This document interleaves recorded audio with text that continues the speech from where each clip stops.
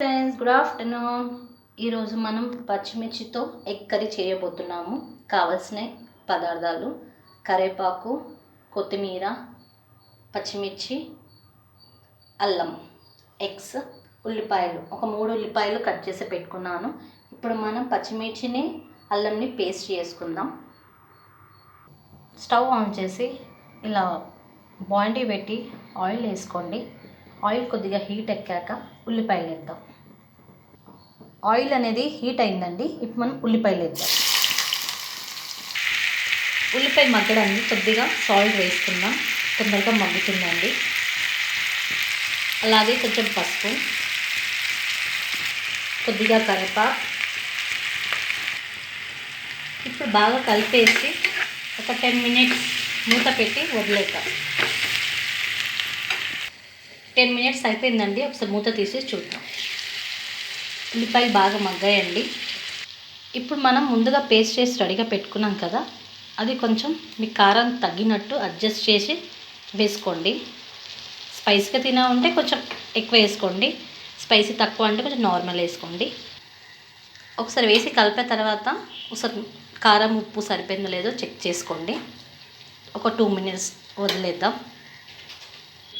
2 minutes అయిపోయిందండి. ఇప్పుడు ఒకసారి చూద్దాం. అంతా పచ్చివాసన అనేది వెళ్ళిపోయిందండి. ఇప్పుడు మనం ఈ స్టేజ్లో కొంచెం వాటర్ వేసుకోవాలి. కొంచెమే.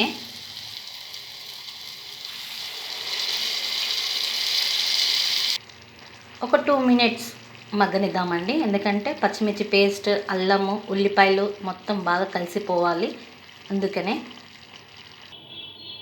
చూద్దామండి ఒకసారి.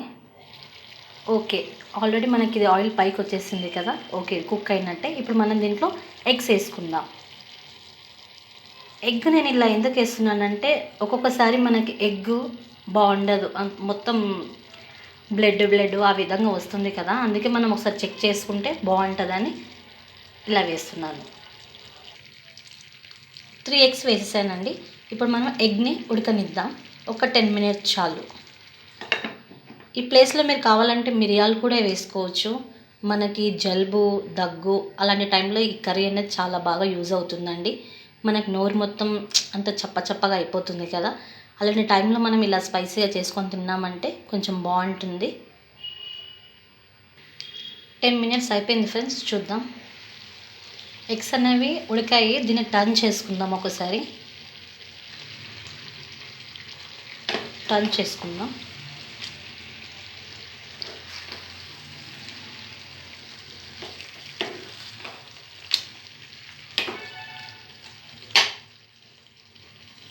ఇంకొక 2 మినిట్స్ ఫ్రెండ్స్.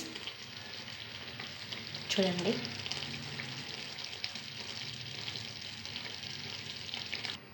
చూద్దాం ఫ్రెండ్స్. ఇప్పుడు ఒకసారి అయిపోయింది ఫ్రెండ్స్. చూడండి, ఇలా ఆయిల్ పైకి వస్తుంది.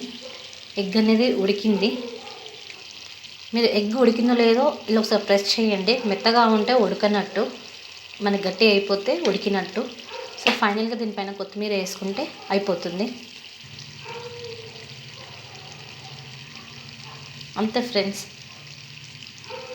పచ్చిమిర్చి ఎగ్ కర్రీ ఒకసారి ట్రై చేసి చూడండి.